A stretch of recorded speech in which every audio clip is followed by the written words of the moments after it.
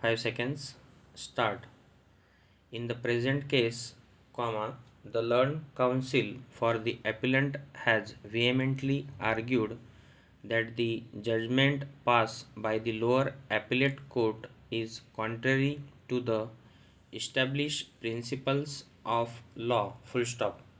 The primary contention raised before this court pertains to the burden of proof in a suit for declaration where the plaintiff alleges that a sale deed is fictitious or obtained by fraud. Full stop. It is a well settled position of law that the person who asserts a fact must prove its existence. Full stop.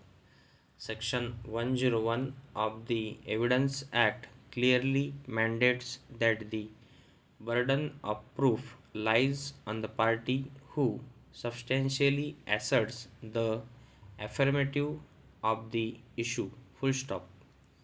The plaintiff in this matter has filed a suit seeking a declaration that the sale deed dated 14th August is null and void. Full stop. However, a perusal of the record indicates that the evidence produced by the plaintiff was self-contradictory and failed to inspire confidence. Full stop. In cases involving allegations of fraud, the standard of proof required is higher than a mere preponderance of probabilities. Full stop. The courts have constantly held that where a case is doubtful, the decision must be given in favor of the defendant rather than the plaintiff, as the initial on us never shifted from the claimants. Full stop. Furthermore, we must examine the effect of Section 17 of the Limitation Act. Full stop. This section provides that where a person having a right to institute a suit has been kept from the knowledge of such right by means of fraud, the period of limitation shall be computed from the time when the fraud first became known to the injuriously affected party. Full stop.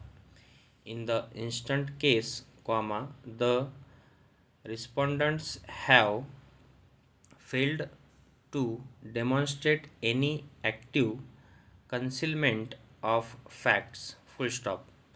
The High Court, in its revisional jurisdiction, may call for the record of any case decided by a subordinate court if it appears that such court has exercised jurisdiction not vested in it by law or has acted with material irregularity.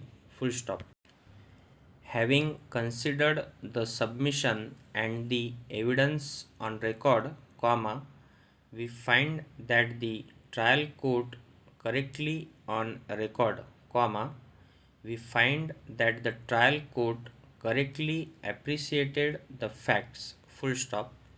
The appellate court's interference was based on a flawed understanding of the burden of proof. Full stop. It is essential to maintain the scarcity or registered documents unless a clear case of fraud is established by cogent evidence. Full stop. Therefore, the